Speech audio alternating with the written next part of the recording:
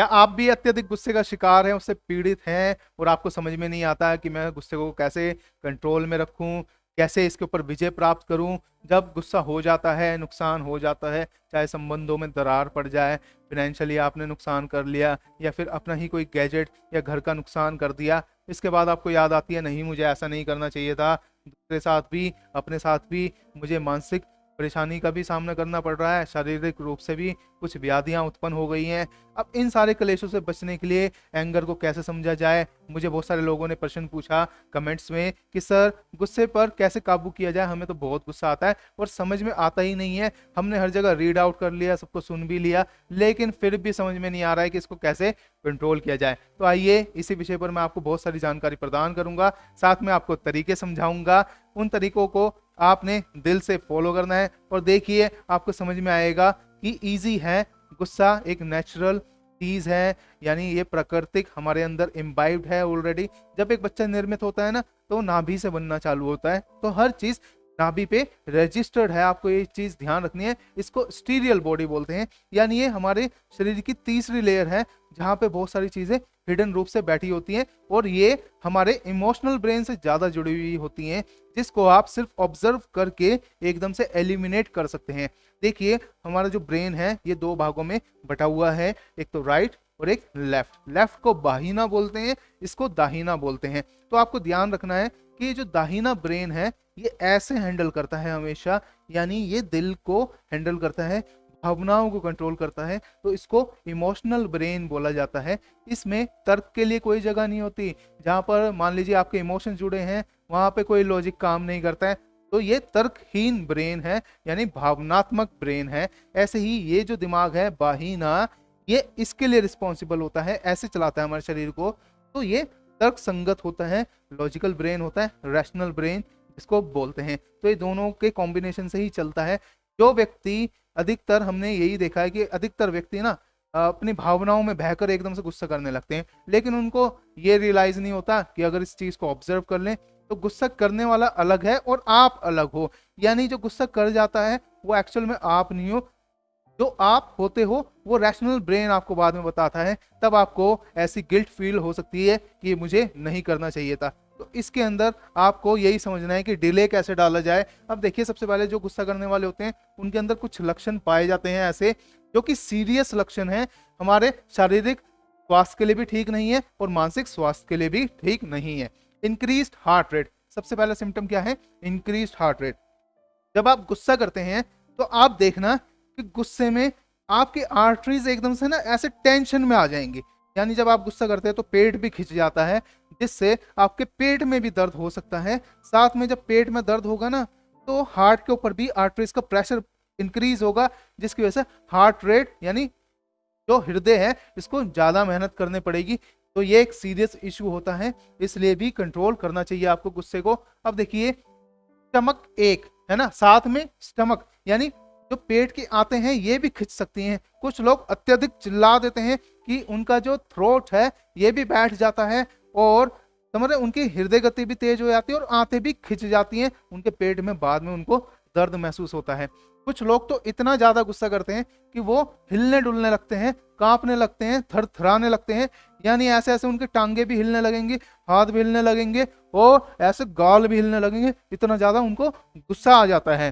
तो ये चीज देखनी है। इससे क्या होता है? इससे बेसिकली क्या है, अब गुस्सा अग्नि का रूप है, तो बेसिकली आप अपनी ही ग्रंथियां जला रहे हो और गुस्से में आपके ग्लैंड्स पॉइजन रिलीज कर रहे हैं, जिसकी वजह से ये सब हरकतें आपके साथ हो रही हैं इस टाइप से। तो इसको इजी मत लेना, ये एक तरीके का बहुत बड़ा सिम्टम भी है, जिसके कारण आप ऐसा मान लीजिए कि लकवा भी मार सकता है, क्योंकि ये ब्लड को आवाजाही से भी रोकना चालू करता है, बाधा डालता है। स्वेटिंग, कुछ लोगों में स्वेटिंग भी देखने को मिल सकती है, जैसे हथेली में अचानक से पसीना आया ना, इतना गुस्सा आ जाता है तो अपनी मुट्ठियां भींचते हैं और उसके अंदर पसीना आ जाता है।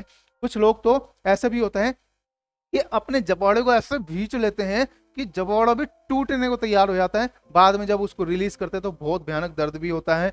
उनको समझ में नहीं आता गुस्से में क्या करते हैं, पागलपन में कहीं दीवार पर सर फोड़ देंगे, कहीं पर मुक्का मार देंगे। तो ये सब चीजें उनके साथ घटित होती हैं। तो इस चीज को समझिए किसी किसी को ना चक्कर आने लगते हैं, अगर वो गुस्सा कर लेता है बाद में उसको रियलाइज होता है नहीं मुझे इस स्टेज तक नहीं जाना चाहिए था, अब मुझे चक्कर से महसूस हो रहा है, बेहोशी सी महसूस हो रही है, तो डिजीनेस का भी शिकार हो सकता है। कार्डियक इश्यूज सबसे बड़ी समस्या, जब आप बार बार गुस्सा करते रहेंगे तो आपको कार्डियक इश्यूज यानी हृदय रोग भी लग सकता है। जब ब्लड प्रेशर हर वक्त ही रेज रखोगे, बोलते हैं ना रक्तचाप, इसका तो बीपी हाई रहता है, बीपी हाई यानी कि वो अत्यधिक गुस्सा करता है। अब देखिए मेरे भी नॉन में, मैं एक दिन गया अपनी मौसी के यहाँ पर, मेरे भैया ने बोला यार जीजा जी की रिपोर्ट आई है, उनका ना एक गुर्दा खराब हो गया है। मैंने पूछा कारण बताओ, कि डॉक्टर ने ये बोला है कि ये बात बात पर बहुत ज्यादा गुस्सा करते हैं जिसकी वजह से उनका ब्लड प्रेशर रेज्ड रहता है। तो हाई ब्लड प्रेशर एक बहुत बड़ा कारण बनता है इसके लिए भी और किडनी फेलियर के लिए भी। अब देखिए फिर मैंने रीड आउट किया, मैंने समझा डॉक्टर्स के थ्रू, तो डॉक्टर्स ने बताया कि क्या होता है जब एक नॉर्मल आदमी का बीपी होता है, जो रक्तचाप होता है, मान लीजिए अगर नॉर्मल 140 चल रहा है सिस्टोलिक और डायस्टोल उसका 90 चल रहा है, तो आपको ध्यान रखना है किडनी जो है, किडनी में यही प्रेशर प्लस 50 होके चल रहा होता है, यानी किडनी में उस वक्त 190 होता है। मान लीजिए अगर आपने गुस्सा किया और ये प्रेशर आपका 160 पहुंच गया सिस्टोल, तो आप 50 ऐड कर लीजिए, यानी आपको किडनी में कितना प्रेशर मिलेगा 210, जो कि एक सीरियस इशू है जो कि फेल कर सकता है। किडनी के ऊपर रीनल होता है, रीनल के ऊपर एड्रीनल होता है। तो एड्रीनल एक टाइप का ग्लैंड है जो कि जोश वाले केमिकल्स रिलीज करता है। तो आपको ध्यान रखना है, इसलिए ही गुस्से को कम से कम रखोगे तो बीपी नॉर्मल रहेगा, जिससे आपके गुर्दे को भी नुकसान नहीं पहुंचेगा, साथ में आपके हार्ट पे भी प्रेशर नहीं बनेगा। तो बड़ा ही सीरियस इशू होता है, इसलिए भी गुस्से को समझना है और मैनेज करना है। रेड फेस, जब भी गुस्सा होता है तो इंसान का जो चेहरा होता है वो लाल हो जाता है। आप समझना, मैं आपको इतनी बड़ी बात बताऊंगा शायद आपको ना पता हो, जब भी रेड फेस होता है एक्चुअल में ये हमारा ओरा होता है। ओरा यानी कि आभा, तो लाल आभा यानी अग्नि का रूप है गुस्सा, तो वैसे ही अग्नि प्रज्वलित हो गई है, अब ये लालपन में तब्दील हो चुकी है और इस सामने वाले को भी इफेक्ट करेगी, क्योंकि लाल ओरा है तो जैसा ओरा होगा वैसे ही प्रभाव दूसरे के ऊपर भी जाएगा, तो वहां का माहौल भी रेड होना चालू हो जाएगा, गर्म हो जाएगा। तो आपने देखा होगा कि माहौल गर्म है तो सारे एक दूसरे पे चिल्ला रहे होते हैं, एक प्रतियोगिता सी आरंभ हो चुकी होती है कि कौन जीतेगा, लेकिन जीतता कोई नहीं है, अंत में सब अपनी ग्रंथियां जल भून के फुका कर बैठे हुए होते हैं और बाद में ये भी अफसोस कर रहे होते हैं यार इतना सब तो हम वैसे ही सुलटा लेते बातचीत कर कर, लेकिन नहीं समझते लोग, कर जाते हैं गुस्सा, बाद में उनको पता भी होता है कि गुस्सा करके कोई फायदा नहीं है, फिर भी कर जाएंगे क्योंकि उसको ऑब्जर्व नहीं करते कि गुस्सा करने वाला कौन था, थोड़ा सा डिले नहीं डाला वहां पर आपने। अब देखिए डिप्रेशन, डिप्रेशन में आदमी चिड़चिड़ा हो ही जाता है, अपने को अकेला रहना चालू करता है, तो ऐसे में हो सकता है वो खिंचकर बात करे किसी से भी, है ना, मिलना जुलना पसंद ही ना करे और कोई जबरदस्ती उससे बात भी करना चाहे तो भी वो उसके ऊपर एकदम से गुस्सा कर सकता है, क्योंकि वो अपने इमोशन में इतना ज्यादा बहा हुआ है। तो ऐसे में डिप्रेशन में अगर गुस्सा महसूस हो रहा है तो ऐसे में आप काउंसलिंग करवाएं, साथ में स्पिरिचुअल गुरु की मदद लीजिए, साइकेट्रिस्ट की हेल्प लीजिए, तो डॉक्टर से जाके मिलिए, ये सब एलिमिनेट हो जाता है। पेन और पेन्स यानी दर्द, और जो हम किसी सफरिंग से गुजरते हैं उसको बोलते हैं पेन्स। अब देखिए पेन यानी मान लीजिए मैं चल रहा था, चलते चलते ना मेरी टांग कहीं पर पत्थर पे टकरा गई, उसकी वजह से ना मेरे अंगूठे में बहुत चोट लग गई और मैं ना गुस्सा दे रहा हूँ, ऐसे गालियां दे रहा हूँ उसको कि मुझे चोट लगी, इतना तो दर्द हो रहा है। इससे क्या होगा, आप एक मिनट रुकिए, यहाँ पर रुकना था, आपको देखना था कि गुस्सा करने वाला कौन है, पीछे खड़े हो जाइए उस बंदे के और देखिए इसको चोट लगी, दर्द रेज हुआ, दर्द को सहना ही पड़ेगा ना, इसके अलावा कोई ऑप्शन तो है ही नहीं। अब वो जितना भी ऊपर तक जाएगा गाली देके कुछ होगा, किसको गाली दे रहे हो, दर्द दिख रहा है, मुझे तो दिख नहीं रहा कहीं पर भी, वो तो मेरे अंदर ही है, ठीक, जैसे गुस्सा है वो भी उसी टाइप का है, दिखते दोनों ही नहीं है मुझे।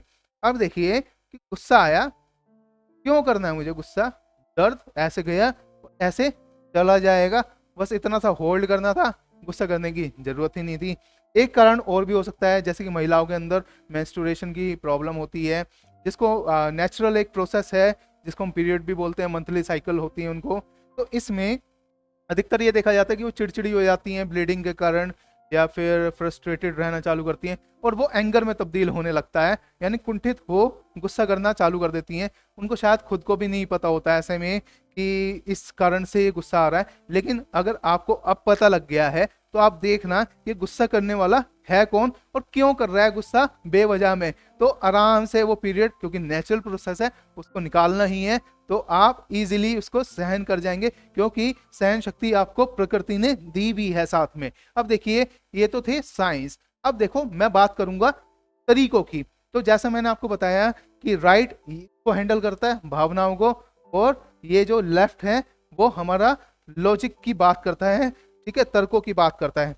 तो आपको ध्यान रखना है कि ब्रेन ऐसे काम कर रहा है, यानी इधर का पार्ट आप ऐसे डिवाइड कर लीजिए, इधर को हैंडल कर रहा है और ये इसको हैंडल कर रहा है। तो ये चीज ऐसा होता है कि ये राइट है तो ये दिल को हैंडल कर रहा है, ये है तो ये ऐसे हैंडल कर रहा है। आइए दोस्तों, अब सीखते हैं कुछ टेक्निक्स क्रोध प्रबंधन की, गुस्से को कैसे मैनेज करना है। सबसे पहली टेक्निक है थिंक बिफोर यू स्पीक, बोलने से पहले सोचें, पहले तोलें फिर बोलें। कहीं ऐसा तो नहीं जो आप बात बोलने जा रहे हैं उसका वजन ही ना किया हो, आपने तोला ही ना हो, कहीं दूसरा व्यक्ति उस वजन के तले दब ना जाए, उसका बुरा हो जाए, कहीं अहित ना हो जाए उसका। ऐसे ही इसके विपरीत ऐसा तो नहीं कहीं वो वजन आप ही के ऊपर उठा के मार दे और आप ही का नुकसान हो जाए, आपका बुरा हो जाए, अहित हो जाए। तो इन सब से बचने के लिए हमारे बड़े बुजुर्ग भी बोल गए हैं कि कान खुले रखो, सुनो पहले सबको, एकदम से आवेश में नतीजे पे मत पहुंचना, तो एकदम से डिसीजन कभी नहीं लेना, समय लो, है ना, रैशनल माइंड को काम करने दो, ये थोड़ा डिले से काम करता है, इमोशन तो एकदम से ही काम करते हैं। देखिए, अब जब समय लेंगे तो आप एक कंक्लूजन पे पहुंचेंगे, वो कंक्लूजन अच्छा होगा, मंगल भाषी होगा, यानी मधुरता के साथ आप अपनी बात को व्यक्त कर पाएंगे, इससे फायदा ही फायदा होगा दोनों तरफा। अब देखते हैं दूसरा technique, take a time out, यानी कि गैप लीजिए, समय समय पर बाहर निकलिए, थोड़ा थोड़ा समय अपने आप को दीजिए। कहीं ऐसा ना हो कि आप कार्य में इन्वॉल्व हो जाएं, बस करे जा रहे हैं, अपना भी होश नहीं है। ऐसे में क्या होता है, बहुत सारे हमारे शारीरिक रूप से मानसिक रूप से भी विकार उत्पन्न होते हैं। देखिए कैसे कि आप बैठे बैठे काम करते जा रहे हैं, करते जा रहे हैं, ठीक है, आप माइंड तो चला रहे हैं, लेकिन आपका जो ब्लड फ्लो है वो स्लगिश हो जाता है, धीमा हो जाता है। इस कारण से माइंड को सप्लाई कम हो जाती है, ब्रेन को। अब ये जो ब्रेन है, जब सप्लाई कम मिलेगी तो ये कंफ्यूजन उत्पन्न करेगा। कंफ्यूजन से हो सकता है आपको फ्रस्ट्रेशन हो जाए, अचानक से कोई आपसे बात कर रहा हो, आप अचानक से गुस्सा हो पड़े, आपको पता ही ना हो कि मैं गुस्सा भी कर रहा हूँ। तो इस बात से बचने के लिए आपको ब्लड फ्लो भी सही रखना है। तो आप थोड़ा उठें, 2 घंटे बाद 5 मिनट के लिए, 10 मिनट के लिए बाहर निकलिए, थोड़ा म्यूजिक में रिलैक्स कीजिए अपने आप को, थोड़ा पानी वानी पीजिए, थोड़ा बहुत खाइए पिए। अब देखिए उसके बाद थोड़ी सी एक्सरसाइज भी, हाथ पैर ऐसे से हिला लीजिए, इससे ब्लड फ्लो सही हो जाता है और आपको एक गैप मिलने से आपका मेंटल बैलेंस हो जाता है। अब देखिए, use humour to release tension. Tension का मतलब है कि आर्टरीज के ऊपर प्रेशर पड़ना, यानी जब हम ज्यादा सोचते हैं या फिर गुस्सा कर देते हैं तो इसके ऊपर प्रेशर पड़ जाता है, ऐसे खिंचाव पड़ेगा तो ब्लड प्रेशर रेज होगा। अब इससे बचाव क्या करना है, आप ह्यूमर का यूज कीजिए, हास्य का इस्तेमाल कीजिए, हंसिए, मुस्कुराइए, दूसरे को भी आप हंसवाइए। कुछ प्रोग्राम्स देखिए, कॉमेडी सीरियल्स देखिए, कुछ फनी मोमेंट्स आप साथ में बिताइए। देखिए इससे आपके जो केमिकल्स हैं वो ऐसे रिलीज होंगे जो आपके शरीर को फायदा देगा, तो अल्टीमेटली आपको फायदा पहुंचेगा। अब देखिए, डोंट होल्ड अ ग्रेज, किसी के प्रति द्वेष ना रखें, असंतोष ना रखें। मतलब आपके साथ किसी ने कुछ बुरा किया, व्यवहार बुरा किया, कोई कड़वे शब्द बोल गया, कोई नहीं, आप बोलने दीजिए, आपको कोई फर्क नहीं पड़ना चाहिए। इससे बढ़िया आपके पास एक पॉजिटिव टूल है और वो क्या है, माफ करने का। उसको माफ कर दीजिए, ठीक है, उसने जैसा किया वो व्यवहार उसके साथ है, उसी की ग्रंथियों को जलाएगा। आप ऐसा मत कीजिए कि आपने द्वेष किसी के प्रति रखा और उसने आके कुछ बोला और एक तरीके से जब आपने रिएक्शन दिया गुस्से से, तो समझ लेना कि चाबी उसके हाथ में थी आपकी, यानी उसने ट्रिगर किया और आप इमोशंस में बह गए और गुस्सा करने लगे। इससे बढ़िया चाबी अपने पास रखो, ऐसे व्यक्ति को माफ करते रहो, जाओ यहाँ से, ठीक है। तो आप कभी भी देखना एंगर रेज ही नहीं होगा, एक्सप्रेस योर एंगर। अब ये एक्सप्रेस कब करोगे, एंगर को पहले देखोगे तो सही है एंगर कौन कर रहा है। सबसे पहले आप हमेशा होल्ड कीजिए। आपको नहीं समझ में आ रही मेरी बात, कोई नहीं, जब भी गुस्सा है ना, बस इतना याद रखना कि अचानक से ना मैं काउंटिंग करना चालू कर दूंगा मन में और सांस लूंगा गहरी, ठीक है। तो 1 से 10 तक काउंटिंग करूंगा, बोलने दो किसी को, कोई कुछ भी बोल रहा है, कान है ही नहीं मेरे, ठीक है, ध्यान ही नहीं देना, सिर्फ ध्यान अपनी सांसों पे दो, तो माइंड यहीं पर आ जाएगा फोकस करने। तो आधी अधूरी बातें सुन रहा होगा सारी की सारी। 1 2 3 4 ऐसे करके टाइम दीजिए, सांस गहरी लीजिए, सांस गहरी छोड़िए। ठीक है, तो इससे देखना ये मैनेज होना चालू होएगा। फिर आप थोड़ा शांत भाव में आ चुके होंगे और अपने गुस्से को ना जायज रूप में प्रकट कर सकेंगे कि देखो ये कारण है, इस वजह से मुझे गुस्सा आने की संभावना है और जो कि अच्छी बात नहीं है, तो क्यों ना हम इसके सोल्यूशन पर काम करें। तो हमेशा समाधान की ओर काम करना है। गुस्सा करने से कोई फायदा नहीं होने वाला, अपनी ही ग्रंथियां जलने वाली है, ये भी ध्यान रखना आप। आइडेंटिफाई पॉसिबल सॉल्यूशंस, जैसे मैंने बोला कि जितना संभव प्रयास हो आपका समाधान के प्रति होना चाहिए, तो समाधान ढूंढिए, उसी से ही हल होगा। गुस्सा करने से कुछ भी नहीं होगा। मैं कितना ही गुस्सा कर लूं, अल्टीमेटली जैसे मैंने आपको एक एग्जांपल दिया था ना, देखिए ब्लड प्रेशर रेज होते होते किडनी के ऊपर प्रभाव आ गया, तो अल्टीमेटली किसी को नुकसान नहीं होगा, सिर्फ आप ही को नुकसान होने वाला है। कितना गुस्सा कर लेना, जिसको सुधरना नहीं है वो सुधरेगा नहीं, लेकिन सुधार कौन सकता था? सिर्फ मैं अपने आप को सुधार सकता था। ये चीज हजारों लोग समझते नहीं है और दूसरे को सुधारने में लगे रहते हैं। पहले अपने आप को सुधारो, इसलिए मैं बोलता हूं अपने ऊपर फोकस करो, जिससे आपके शरीर को नुकसान ना हो, मानसिक रूप से भी और वैसे भी अंग रूप से भी। अब देखिए, आइडेंटिफाई पॉसिबल सॉल्यूशंस मैंने बता दिया आपको। गेट सम एक्सरसाइज, यानी कुछ एक्सरसाइज कीजिए। सबसे बेस्ट एक्सरसाइज मैं हर वीडियो में बोलता हूँ ब्रिस्क वॉक है, यानी सैलिंग के स्टाइल में 1 घंटा रोज चलना, जिससे ब्लड अच्छे से मेंटेन रहता है। बहुत सारे टॉक्सिन्स फ्लश आउट हो चुके होते हैं, है ना, बाय द यूरिनेशन, और आपके अंदर एक खुशी का भाव बना रहता है, क्योंकि तंदुरुस्ती रहती है, फ्रेशनेस रहती है और ऑक्सीजन रहता है बहुत सारा कैरी किया हुआ, जो कि पूरा दिन काम करता है। तो आप बहुत सारी चीजों से बचे रहते हैं, मानसिक विकारों से भी, शारीरिक विकारों से भी। तो ये बड़ा मेजर होता है। एक्सरसाइज को अपनाएं, एक्सरसाइज जरूर करें। Practice relaxation skills, relaxation skills. अब स्किल्स के अंदर बहुत सारी चीजें हो सकती हैं।